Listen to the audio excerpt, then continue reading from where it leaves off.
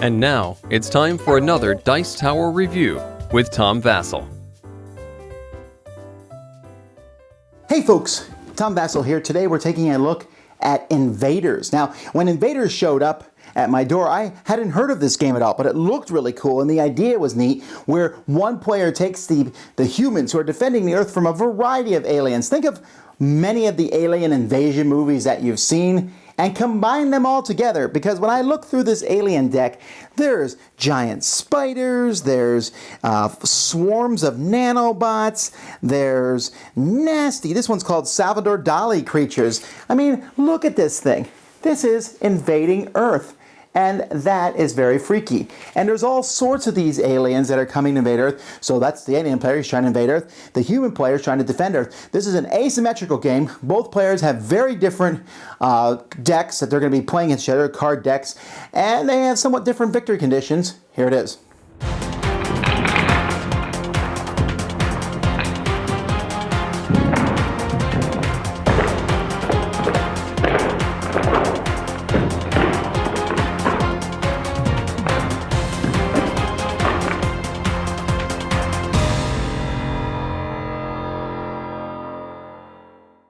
Okay, the first thing we want to do is talk about the victory conditions of the game. Each player has a deck of cards, and if you're ever forced to draw cards or discard from your deck of cards, and there are none, then you lose. There's also an alien invasion track here, which shows how long the alien has to get his nefarious goals done, and if that ever gets to 0, then the alien loses. Each player also has a specific card in a deck that if they accomplish the goals of that card, they win. And then the alien can win if he reduces the power of the Pacific Rim and Africa to 0, or Eurasia to 0. And there's 11 hero cards in the game. The good guys start with one of them randomly placed on the board. And if all of these are killed over the course of the game, then the alien player also wins. So the alien player has more ways to win. Now, there are 3 zones, Pacific Rim, Eurasia, and Africa. And each turn of the game, players are going to be playing cards from their hand. They can play cards in each zone. You're allowed to have 4 cards in each zone. You'll notice here that the zones have an automatic defensive value for the humans. So here at the Pacific Rim, I have 3, and Eurasia, I have 5. And you'll notice then that when you add cards, for example, Dr. Kit Harkness here adds an extra 1. So I'm 6 in Eurasia. At the end of each alien turn, the alien powers are going to be added up. So let's say, for example, that the aliens have, let's see, a Deathworm Hive City and a Daddy Longlegs, both of which are freaky. Okay, but they have a total power of 5. So if I have that total power of 5 over there, and I attack here, which has a total power of 6, nothing happens. But let's say then I manage to get the alien vineyard over there, which adds another power of 3 over there. At that point now I have 8 to 6, and then that means the humans would have to lose 2 cards at the end of the alien turn. At the end of the alien turn, you attack in each zone. And if you're greater than the human strength, then you'll make them lose cards. If the alien does not make the human player lose cards in at least some way on their turn, then this token will go down. Now, looking at these cards, so here, for example, is a really nasty card, the Lucifer Assault Tripods. These cards have different things. Some of them give you a special ability that you use every turn. Like this guy here can put a -1 token on a zone to make it less valuable for the humans. But when you play a card, it has costs. And there's different kinds of costs. This one means to play this, I need to discard 5 other cards from my hands. It has a power of 4. And these are symbols because there's just different kinds of aliens. And some of the cards will refer to those aliens. This one here, this breaking news, this intruder drilling apparatus, has a power of 5. I have to discard 2 cards from my hand, and then I have to discard 3 cards, that's called draining in this game, from the top of my deck. So the alien cards are always much more expensive than the humans, but they're also much more powerful, and there's usually some form of sometimes they're free to play, but usually there's either discard or drain or both on a specific card when you're attacking your opponent. So players can play as many cards. They're going to draw 2 cards at the beginning of their turn, and then they can play as many cards as they want. And like I said, on the alien turn, they automatically attack the humans. Now, if your hero is killed, and there's lots of cards that kill heroes, then you discard it, draw the next one. Here's the crew, and even in this game, here's the vice president. She looks nice and you know, very, let me look at this, president and vice president. Though they look like you put your faith in them, I would. These guys look like they're tough, but they can get killed too, and there's all different guys in there with special abilities. None of these people are especially powerful, and you have to be careful and try to protect them, because remember, if they're all dead, the game is over. Now, once you have 4 people out, you can't add any more, although the humans are allowed to willingly discard somebody and add someone new to his zone, while the alien player is stuck with the people that he has out there. But his people are more powerful. Take a look at some of the cards in the game. Here, this one's only 1 power, but when it's destroyed, we shuffle it back into the deck. Here it is, Divine Wraith Interceptors. I can put a card with that symbol on it, see the symbols there, from my discard pile into my hand. Here, each time I move this card using my Op Center, I can put an extra power on the card. What does that mean, by the way, Op Center? Well, each player has 5 strategies that you can use. You can use each one once per game.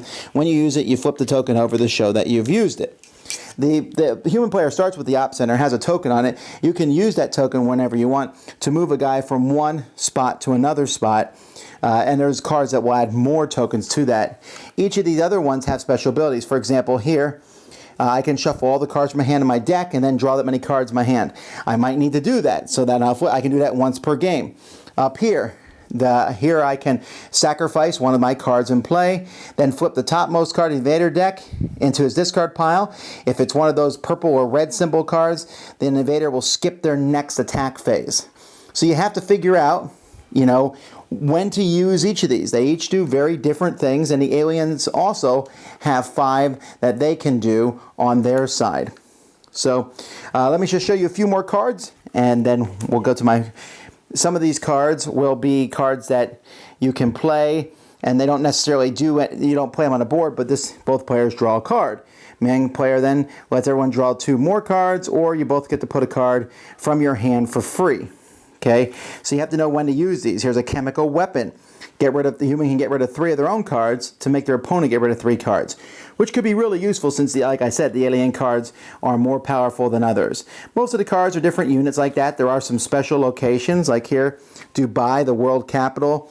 You can remove a -1 token from an invasion zone.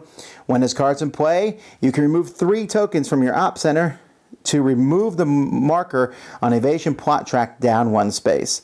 So if you do this right properly, you can move that invasion track down farther. And there's all sorts of different things. Here's the White House. Doesn't look so pleasant in this picture. And obviously it's not the capital of the world. There's all different cards in here that do different things. And the aliens have nasty cards. I've showed you several of those. Eventually someone's going to win. And then the game's over, obviously. Well, Invaders. This is a very interesting game. When you first play it, you're going to think, I think when you play this, I might be wrong, but when you play the game, I imagine you'll think the side you have has it hard. If you're the humans, you're like, man, those aliens are big and they're powerful and they're nasty. And if you're the humans, you're thinking, and if you're the aliens, you're like, the humans get all these cool defenses. Every time I put an alien out, they find some way to get rid of it. And I hurry up, that invasion track is moving down. And I discard way more cards than the human player does. But in the end, I think it's balanced. I've seen both sides win, although I have seen the aliens win more than the humans. But I think the sides are balanced. And I love the asymmetrical play. I love the idea of using those special options. Sometimes you're like, oh, okay, well, this one makes me discard cards, or the alien has one that makes certain aliens cost more when you put them out, but it gives them a benefit that he might need. I need to draw some more cards. And the heroes that the human plays out, the aliens hunting them down at the same time, really annoyed because these heroes will give the human some extra benefits. It's really kind of a cool game. The human has to decide what he's going to defend. He could, just say, I'm just going to let the Pacific Rim and Africa go and put everything in Eurasia, but the game was clever enough to say, if you do that, you'll lose the game. So he has to kind of waffle back and forth and make sure he spreads his stuff out to defend everything, but occasionally you might have to let the aliens drain your deck. In fact, you will. The aliens are going to drain your deck, but what you want to do is have them drain it as little as possible, and at the beginning of the game, try to get it so that there are several turns where they don't drain it, thus moving the invasion track down, and then you hopefully can play some cards and get them to move it down a little bit farther, winning you the game. I think the games, almost every game I played, yes.